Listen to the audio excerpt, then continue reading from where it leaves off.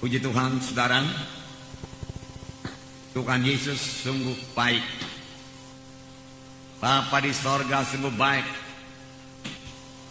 Roh Kudus sungguh baik. Ketiganya yang esa sungguh-sungguh baik kepada kita. Bapa di sorga, katakan dalam firman Tuhan, Ia tidak menyayangkan anaknya sendiri, melainkan mengaruniakannya kepada kita.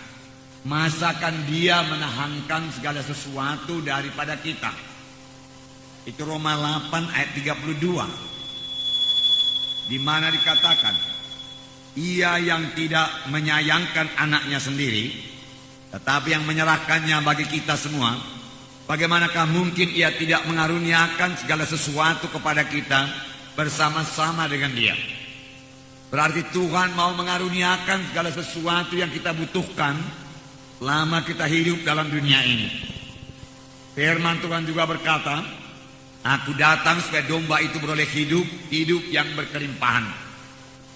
Firman Tuhan juga berkata, Marilah kamu sekalian yang letih dan berbeban berat, Aku memberi sentosa kepadamu. Firman Tuhan juga berkata, Damaiku kuberikan padamu, lebih daripada damai dunia ini. Jadi Tuhan menghendaki saudara menang. Tuhan menghendaki saudara keberkatan. Tuhan menghendaki semua kita ini sehat dan kuat. Karena Tuhan telah mengangkat semua penyakit kita. Dia telah berbilur-bilur untuk menyembuhkan kita. Penyakit bukan daripada Tuhan. Bahkan kalau ada yang masih sakit pada saat ini, dengarkanlah firman Tuhan ini. Dengarkan sungguh-sungguh dan berdoa sungguh-sungguh dan percayai sungguh-sungguh, maka Tuhan pasti menyembuhkan saudara. Sebab itu sudah tertulis dalam janjinya. Tuhan menghendaki saudara keberkatan, berhasil dalam dunia ini. Tetapi juga Tuhan menghendaki supaya kita semua ini bertumbuh dalam Tuhan, bertambah-tambah dewasa, dibentuk terus menjadi bertambah hari bertambah serupa dengan gambaran anaknya yang kekasih, yaitu bertambah hari bertambah serupa dengan Yesus. Firman Tuhan menghendaki demikian, terutama dalam hal karakter kita. Kita meninggalkan semua kehendak daging dalam hidup kita. Kecemaran, percabulan, hawa nafsu tinggalkan semua. Penyembahan berhala, perseteruan tinggalkan semua. Mementingkan diri sendiri tinggalkan semua. Mulai mengasihi Tuhan, mengasihi jiwa-jiwa yang lain. Tuhan mau menjawab doa saudara. Tuhan mau menyatakan kuasanya dalam hidup saudara. Tuhan mau memberkati kita, memberkati KKS kita. Ini semua kehendak Tuhan, masih banyak lagi, saudara. Bahkan Tuhan menghendaki sidang yang besar, gereja yang besar. Untuk penduduk kota Medan yang 2 juta ini, saudaraku. Saudara, Tuhan tidaklah keberatan memberikan 10%, saudaraku, untuk beribadah kepada Tuhan pada tempat kita ini, saudaraku. Itu kehendak Tuhan. Sebab firman Tuhan berkata, tidak layak gemar seorang pun binasa, tapi supaya sekaliannya sampai kepada pertobatan. Firman Tuhan berkata. Nah, Tuhan mau memberikan, tetapi ada bagian kita, saudaraku. Biar kita memiliki sidang yang besar, gereja yang besar. Lebih besar gereja itu lebih banyak yang bisa kita berbuat buat Tuhan. Gereja yang kecil memang ada baiknya. Gereja yang 100-200 orang, semua anggota saling mengenal satu dengan yang lain, beroleh persekutuan yang erat, satu sama lain saling mendoakan, persekutuan intim, saudaraku, tolong menolong. Tetapi hal seperti itu bisa juga dilakukan di dalam gereja yang besar, terutama dalam kebaktian-kebaktian di KKS, di mana dalam kebaktian KKS kita juga memiliki persekutuan yang intim, saling tolong menolong satu dengan yang lain dan sebagainya. Dengan gereja yang besar, saudaraku, kita boleh melakukan pekerjaan Tuhan yang besar, terutama dalam penginjilan. Kita boleh mencapai jiwa-jiwa di luar sana yang begitu banyak terhilang. Yesus mengasihi mereka, dan Tuhan memakai sidangnya, memakai saudara, memakai saya untuk itu. Tidak yang kecil tentunya boleh menginjil juga, dan harus menginjil tentunya. Tetapi jangkauannya juga tentunya kecil. Oleh sebab itu mari kita miliki sidang yang besar. Mari miliki KKS yang berbelah. Jangan puas dengan KKS yang 10 orang. Bahkan ada yang kurang daripada 10 orang. Mari bangunkan KKS kita. Ini bagi semua kita, bukan hanya bagi pemimpin-pemimpin KKS saja. Memiliki KKS 10, 15, 20, 25, 30, 40, kemudian belah menjadi 2. Dan seterusnya. Supaya kita dapat menggenapkan amanat agung pada akhir zaman ini. Saudara, pada akhir zaman ini. Tuhan mau memberkati, Tuhan mau menolong. Tuhan mau menyatakan kuasanya. Tuhan mau mendengarkan doa kita. Menjawab doa kita, saudara. Tetapi untuk ini kita harus bersungguh-sungguh. Kita harus berdoa sungguh-sungguh. Kita harus melayani sungguh-sungguh. Kita harus bersaksi sungguh-sungguh. Kita harus menyembah Tuhan sungguh-sungguh. Kita harus patuh sungguh-sungguh. Semuanya sungguh-sungguh. Sungguh-sungguh, sungguh-sungguh. Kerja keras sungguh-sungguh. Sebabnya topik firman Tuhan pada hari ini juga kesungguhan hati. Sungguh-sungguh, sungguh-sungguh. Yang perlu kita cek pada hari ini. Seberapa besarkah kesungguhan hati kita? Seberapa besarkah kesungguhan hati kita untuk berdoa kepada Tuhan? Mohon kuasa Tuhan. Seberapa besarkah kesungguhan hati kita, kerinduan hati kita untuk sembuh daripada penyakit? Kalau kita sakit, seberapa besarkah kemauan kita untuk sembuh? Kesungguhan hati kita untuk sembuh. Seberapa besarkah itu? Seberapa kuatkah kemauan hati kita? Seberapa teguhkah kemauan hati kita itu? Saudaraku. Sebab itu menunjukkan iman kita. Seberapa kuatkah kemauan kita untuk memiliki KKS yang berbelah? Seberapa kuatkah kemauan kita untuk mencapai jiwa-jiwa di luar sana? Kalau kita bersungguh-sungguh dan bekerja dengan sungguh-sungguh, Tuhan pasti menyertai, memberkati dan memberikan keberhasilan. Seberapa kuatkah kesungguhan hati kita? Seberapa kuatkah kemauan kita? Seberapa kuatkah kerinduan kita? Untuk mengikut Tuhan, untuk mematuhi Tuhan, untuk melayani Tuhan. Itu yang menentukan berkat yang akan kita terima. Itu menentukan keberhasilan yang akan kita terima. Dimulai daripada kesungguhan hati, kesungguhan hati, kesungguhan hati. Tidak mau mundur walaupun ada halangan-halangan. Itu menunjukkan kesungguhan hati yang kuat, yang teguh, yang tidak bisa digoyangkan. Dan Tuhan melihat dari sorga. Dan Tuhan pasti menjawab kita. Amin, saudara. Jadi kesungguhan hati untuk maju. Kesungguhan hati menjadi orang rohani. Orang yang suci. Yang meninggalkan semua perkara-perkara duniawi ini. Seberapa besarkah kesungguhan hati kita? Saya akan membacakan satu contoh dari Markus pasal 5 mengenai seorang perempuan yang sakit 12 tahun. Sudah sering kita baca ini. Tetapi pada hari ini kita lihat dari kesungguhan hatinya, dari kemauannya untuk sembuh. Seberapa kuatkah kemauannya untuk sembuh? Dia tidak mau menyerah. Dia mengatasi sebuah halangan-halangan. Dia bertahan terus untuk hidup. Dia tidak menyerah kepada penyakit. Tidak menyerah kepada kematian. Markus pasal 5 ayat 25 sampai 34. Markus pasal 5 ayat 25 sampai 34. Mari kita baca bersama-sama. Mari kita baca bersama-sama. Adalah di situ seorang perempuan yang sudah 12 tahun lamanya menderita pendarahan. Ia telah berulang-ulang diobati oleh berbagai tabib, sehingga telah dihabiskannya semua yang ada padanya. Namun sama sekali tidak ada faedahnya. Malah sebaliknya keadaannya makin memburuk. Dia sudah mendengar berita-berita tentang Yesus. Maka di tengah-tengah orang banyak itu ia mendekati Yesus dari belakang dan menjamah jubahnya. Sebab katanya, asal ku jamah saja jubahnya aku akan sembuh. Seketika itu juga berhentilah pendarahannya. Dan ia merasa bahwa badannya sudah sembuh dari penyakitnya. Pada ketika itu juga Yesus mengetahui bahwa ada tenaga yang keluar dari dirinya. Lalu ia berpaling di tengah orang banyak dan bertanya, siapa yang menjamah jubahku? Murid-muridnya menjawab, engkau melihat bagaimana orang-orang ini berdesak-desakan dekatmu, dan engkau bertanya siapa yang menjamah aku? Lalu ia memandang sekelilingnya untuk melihat siapa yang telah melakukan hal itu.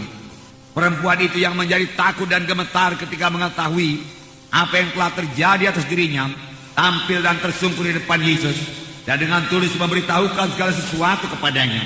Maka katanya kepada perempuan itu, "Hai anakku, imanmu telah menyelamatkan engkau. Pergilah dengan selamat dan sembuhlah daripada penyakitmu itu." Nah, saudara, perempuan ini sudah sakit 12 tahun. Selama 12 tahun itu dia tidak menyerah kepada penyakitnya. Kemauannya untuk sembuh begitu besar. Dia berkata, "Aku bisa sembuh, aku bisa sembuh, aku bisa sembuh." Apapun kata orang penyakitku ini, aku mau sembuh. Aku pasti sembuh. Aku pasti sembuh. Bisa.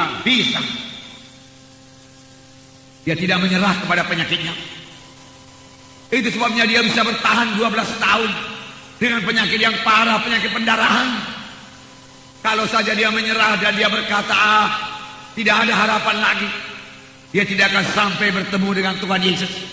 Paruh jalan dia sudah meninggal dunia. Tetapi setelah dia berkata, aku bisa sembuh. Aku mau sembuh. Aku tidak mau mati. Aku tidak mau menyerah. Tidak mau menyerah. Ini yang membawanya bertemu dengan Tuhan Yesus. Tuhan membuka jalan kepada perempuan yang sakit 12 tahun ini. Nah, seberapa besarkah kemauan kita untuk sembuh? Ada Tuhan Yesus yang menyembuhkan kita. Kesembuhan sudah tersedia bagi kita. Tuhan hanya minta iman kita, iman yang sungguh-sungguh percaya kepadanya. Tuhan hanya minta kesungguhan hati kita untuk mengikut Tuhan dan menyerahkan diri kita kepadanya.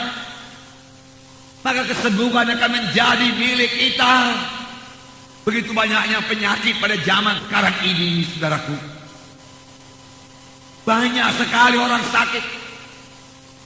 Alangkah baiknya kalau orang-orang sakit itu tahu berserah dan bersandar kepada Tuhan, tahu percaya dengan sungguh-sungguh kepada Tuhan, dan berdoa dengan sungguh-sungguh kepada Tuhan. Maka saya yakin seturut dengan Alkitab, Tuhan akan menyembuhkan dia. Amin. Tuhan akan menyembuhkan. Itu janji Tuhan. Janji Tuhan itu bagi saudara, janji Tuhan itu bagi saya, saudaraku. Seberapa besar kerinduan kita, seberapa besar kerinduan saudara untuk memenangkan jiwa buat Tuhan. Bukan Tuhan yang tidak mau memberi, bukan Tuhan yang tidak mau memberi jiwa-jiwa untuk diselamatkan, tapi apakah kita rindu jiwa-jiwa itu selamat? Sudahkah kita berdoa sungguh-sungguh supaya kita bisa membawa jiwa-jiwa kepada keselamatan? Sudahkah kita berdoa sungguh-sungguh supaya pada hari Minggu kita membawa jiwa-jiwa? Tidak ada padamu karena kamu tidak berdoa. Kamu berdoa juga, tetapi tidak sungguh-sungguh. Tuhan mencari orang yang bersungguh-sungguh. Para pemimpin KKS, seberapa besarkah kerinduan saudara supaya KKS saudara berbelah? Kalau saudara memang sungguh-sungguh rindu, sungguh-sungguh, dan mohon dengan sungguh-sungguh, tak dapat tiada Tuhan akan mengirimkan jiwa-jiwa. Atau Tuhan memberikan hikmat kebijaksanaan kepada saudara. Langkah-langkah apa, tindakan-tindakan apa yang terus saudara ambil supaya kakak saudara itu bisa berbelah.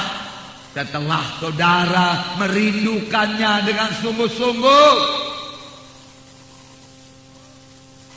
Seberapa besar itu saudaraku? Saya katakan tadi, jangan berpuas dengan KKS yang 10, 15, 20. Maju terus sampai 40 berbelah menjadi 2, kemudian berbelah lagi. Jangan katakan tidak mungkin, sebab Tuhan kita Tuhan yang luar biasa. Tuhan kita saudaraku yang mengatasi segala persoalan-persoalan. Jangan katakan daerah ini susah. Tidak ada daerah yang terlalu berat kepada Tuhan. Kuasa Tuhan luar biasa.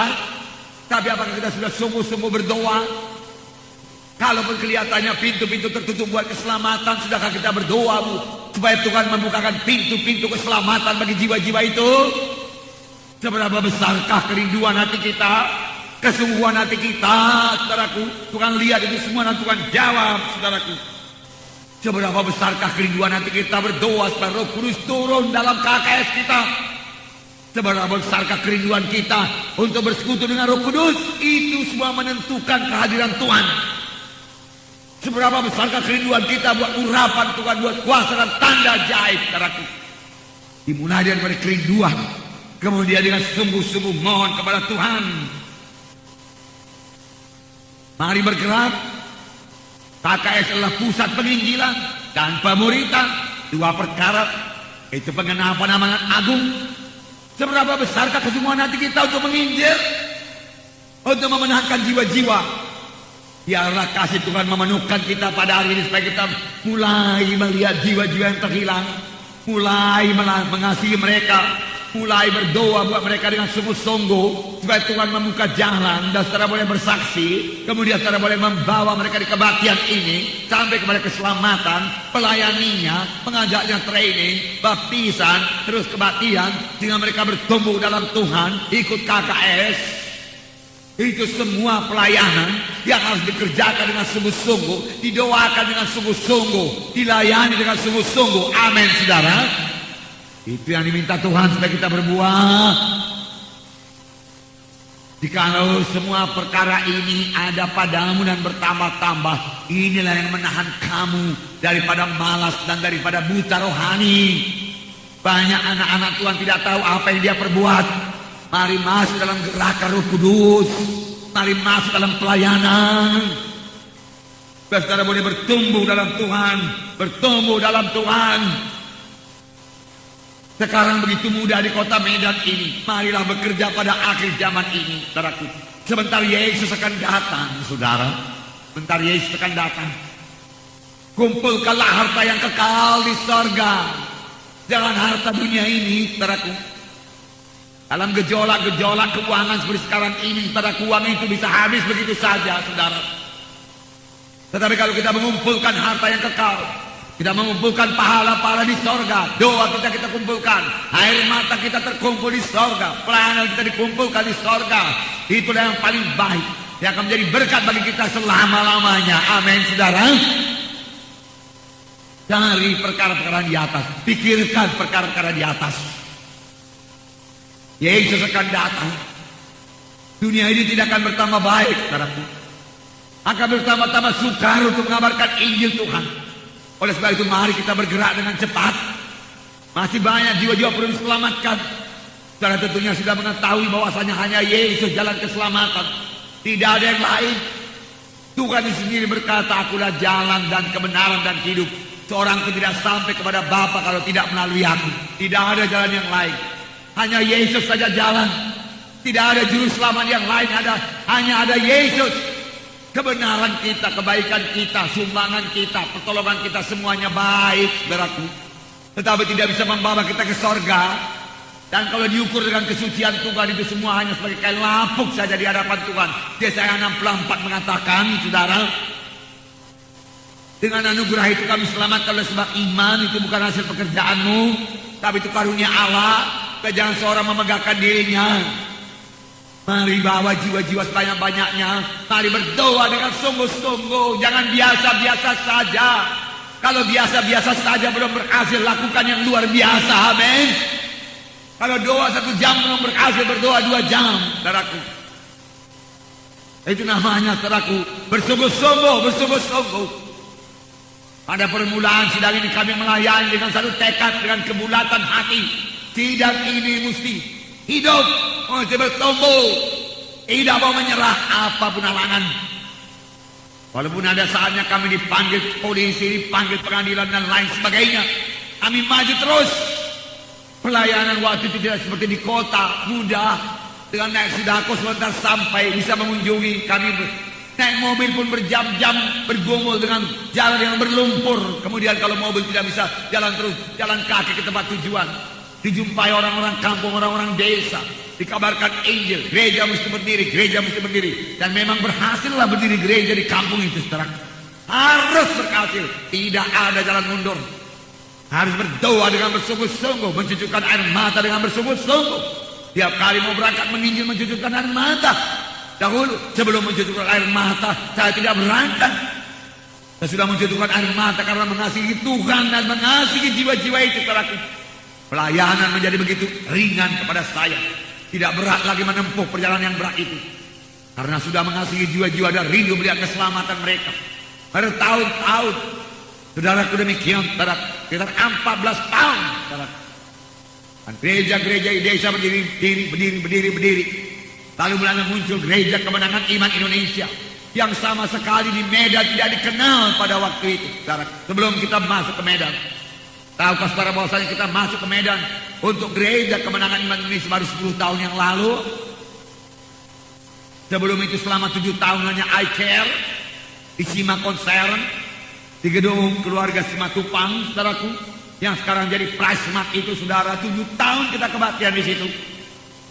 Banyak jiwa diselamatkan yang menyebar ke seluruh Indonesia ini.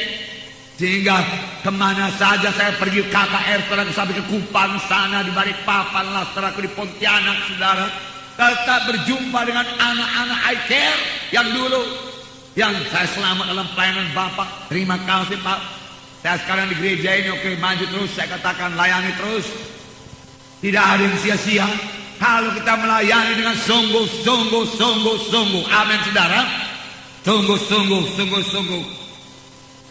Sekarang di kota muda dibanding dengan ke desa-desa, saudara, alangkah mudahnya melayani di kota. Semua pengangkutan cukup, saudaraku.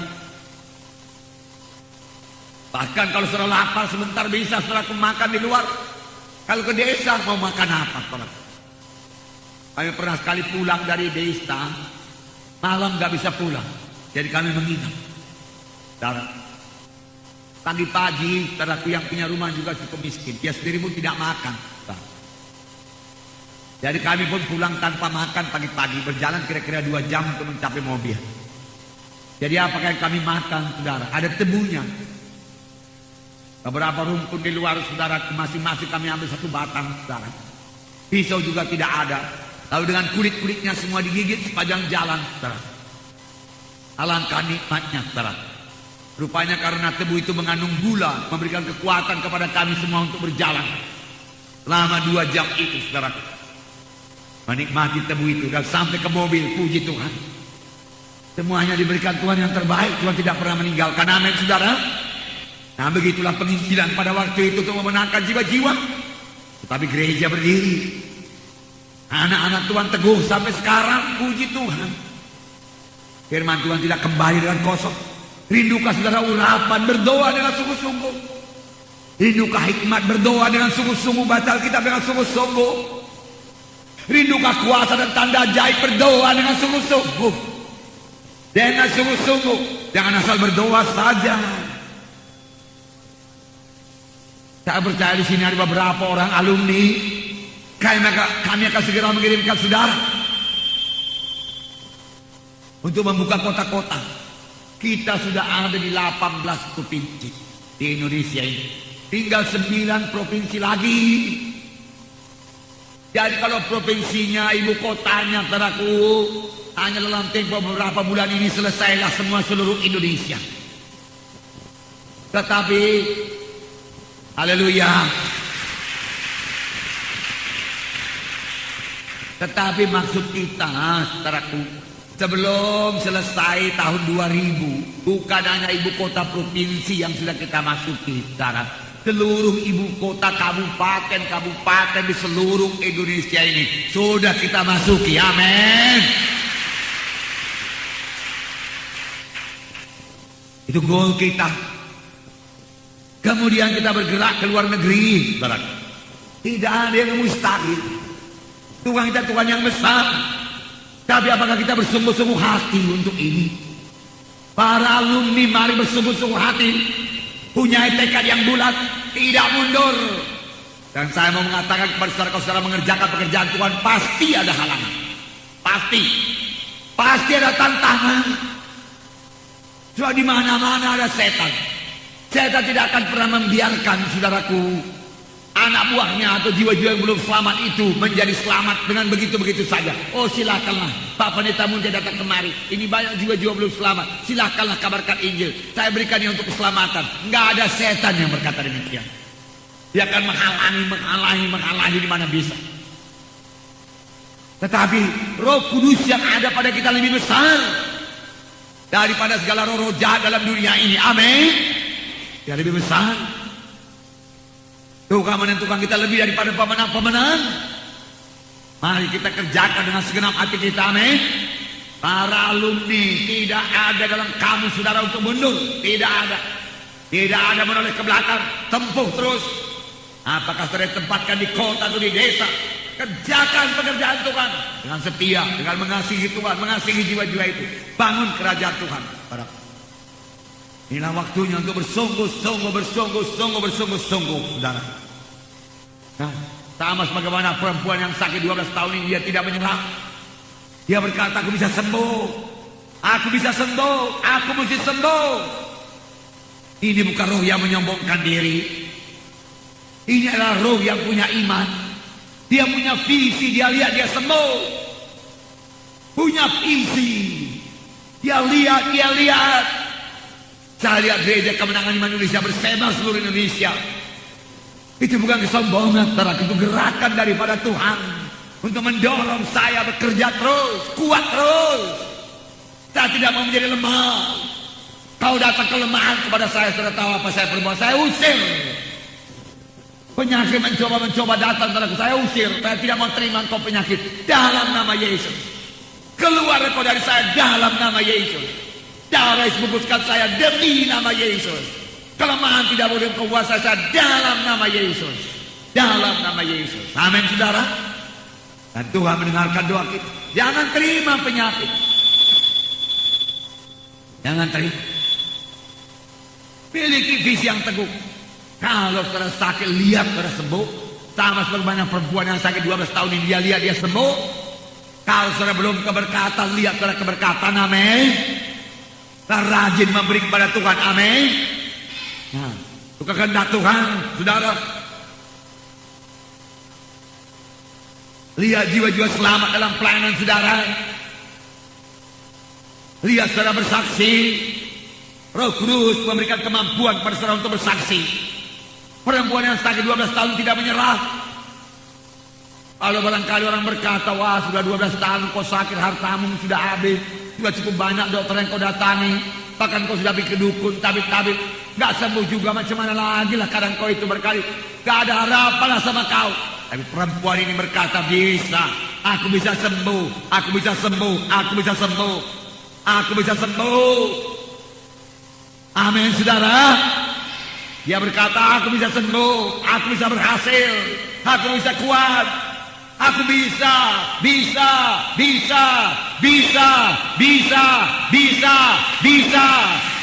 amin. Itu akan mengubahkan hidup saudara. Itu akan mengubahkan hidup saudara. Apakah persoalan saudara, persoalan keluarga, anak-anak yang nakal, bisa diubahkan Tuhan, amin. Bisa. Firman Tuhan berkuasa. Beri kepada dia firman Tuhan. Taburkan firman Tuhan. Firman Tuhan tidak kembali dan kosong. Membentuk dia. Bisa. Tapi seberapa teguhkah kemauan saudara? Seberapa teguhkah kerinduan saudara? Seberapa teguhkah kesungguhan hati saudara? Ini yang menentukan. Saudara, perempuan ini mendengar berita-berita tentang Yesus. Tuhan membuka jalan. Orang bersaksi kepadanya. Dia mendengar berita-berita tentang Yesus. Ini yang dibutuhkan dunia pada saat ini. Berbagai ragam berita sekarang dalam dunia ini. Berita bohong, berita gosip, berita fitnah, segala macam. Hanya satu berita yang membawa kepada keselamatan. Sayangnya sangat jarang diucapkan. Setan masih menutup mulut kita untuk jangan bicara tentang Yesus. Setan tidak keberatan kita bicara tentang apa saja, jangan bicara tentang Yesus. Berita-berita tentang Yesus. Sidang pertama memenuhi dunia ini dengan berita-berita tentang Yesus. Sidang zaman akhir jangan bungkam. Jangan bisu. Oh, saudara berkata saya tidak bisu. Saya tahu saudara tidak bisu. Saudara pandai cerita. Tapi bukan cerita tentang Yesus. Cerita apa? Cerita politik bisa. Ya, cerita yang lain bisa. Cerita Clinton pun bisa. Semua bisa. Hanya satu yang gak bisa, cerita Yesus. Bukankah itu lumpuh, saudaraku? Bukankah itu bisu rohani? Mari atasi kebisuan itu dengan penuh dengan Roh Kudus dan keberanian daripada Tuhan. Penuhkan rumah tangga kita dengan berita tentang Tuhan Yesus dan firman Tuhan. Penuhkan famili-famili kita, apalagi sudah mulai hari Natal, saudaraku. Selamat hari Natal. Sempatan mengunjungi mereka, mengabarkan Injil Tuhan yang berkuasa. Bawa traktat, saudaraku. Kabarkan Injil, bawa mereka keselamatan, doakan mereka. Ajak mereka, tanya mereka. Kalau di kampung itu belum ada GKI, mau kamu di sini ada GKI, kami akan datang, bawa Injil kemari. Beri laporan kepada kami, amin saudara. Kampung demi kampung mendengarkan Injil Tuhan. Tidak lama lagi Yesus datang. Supaya dia mendengar berita-berita tentang Tuhan Yesus. Ini cerita yang kita baca Markus pasal 5. Markus pasal 1 apakah itu? Markus pasal 1 kesembuhan seorang, banyak orang disembuhkan. Markus pasal 1 ya, kesembuhan seorang yang sakit kusta. Markus pasal 1 yang 40 ayat 32 mulai saya baca dulu. Ayat 32, menjelang malam sudah matahari terbenam, dibawalah kepada Yesus semua orang yang menderita sakit dan kerasukan setan. Maka berkerumunlah seluruh penduduk kota di depan pintu. Ia menyembuhkan banyak orang yang menderita bermacam-macam penyakit dan mengusir banyak setan. Ia tidak memperbolehkan setan-setan itu berbicara, sebab mereka mengenal dia. Sini dikatakan, dibawalah kepada Yesus semua orang yang menderita sakit dan kerasukan setan. Maka berkerumunlah seluruh penduduk kota di depan pintu. Dan Tuhan menyembuhkan mereka semuanya. Untuk itulah Yesus datang. Yesus datang menyembuhkan saudara. Yesus datang menyembuhkan saudara. Jangan khawatir lagi akan penyakit saudara. Yesus mau menyembuhkan. Sungguh-sungguh berdoa, sungguh-sungguh percaya. Amin. Kemudian ayat 40, seorang yang sakit kusta datang kepada Yesus dan sambil berlutut di hadapannya ia memohon bantuannya, katanya, kalau engkau mau, engkau dapat mentahirkan aku. Maka tergeraklah hatinya oleh belas kasihan, lalu mengulurkan tangannya dan menjamah orang itu dan berkata kepadanya, aku mau, jadilah engkau tahir. Seketika itu juga anak penyakit kusta orang itu dan dia menjadi tahir. Aku mau, Tuhan berkata, untuk itulah aku datang. Jesus, dia katakan, Jesus, dia katakan, Tuhan Yesus, dia katakan. Seberapa banyak orang sakit berbuat demikian. Walaupun Injil sudah begini limpah dikabarkan. Kerap kali yang pertama dipanggil dokter, lalu dipikir obat, dan kalau penyakit parah, yang dipikir apa, ambulans. Tetapi di sini orang kusta ini, Jesus, Tuhan Yesus, dia katakan. Berapa banyak orang sakit berbuat demikian. Berapa banyak orang yang diambang pintu maut berseru kepada Tuhan Yesus demikian. Belajar daripada Alkitab, jadilah orang rohani. Ya, yakin dia tidak akan sampai mati karena kalau umurnya pun masih muda.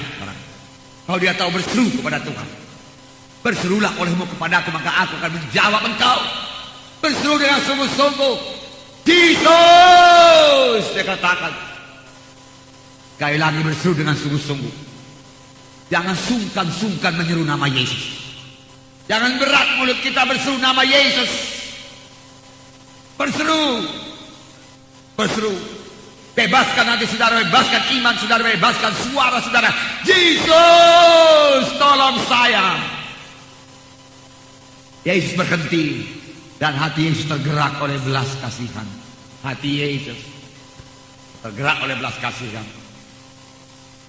Mengulurkan tangan kepada orang Yahudi tidak boleh. Sentuhan pun saudaraku dengan orang sakit kusta nggak boleh. Najis, najis. Tapi Yesus mengulurkan tangannya. Aku mau jadilah engkau tahir. Ketika juga sembuhlah penyakit. Dalam ayat yang lain mengenai Bartimeus, berseru kepada Tuhan, Jesus anak Daud, tolong aku. Dan orang melarang dia, diam, jangan ribut. Makin kuat Bartimeus berseru, Jesus anak Daud, tolong saya.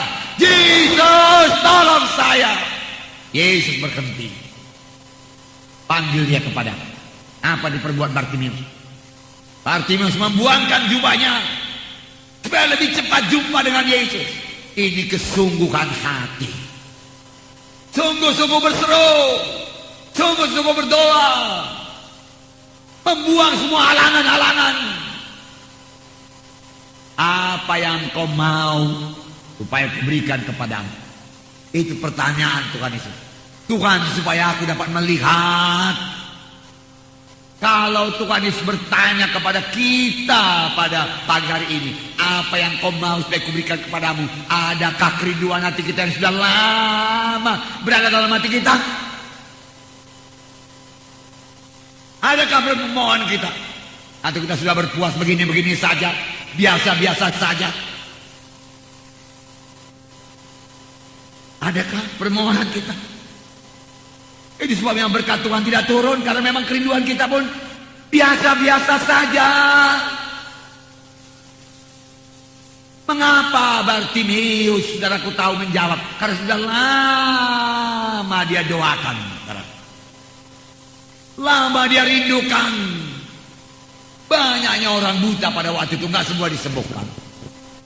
Nah, saudara yang kasih dalam nama Yesus punya kerinduan. Demikian juga untuk keselamatan. Sebenarnya banyak orang mau datang ke gereja kita ini, tapi kita tegas. Kalau mau datang bertobat, tinggalkan kegelapan. Tidak ada kompromi.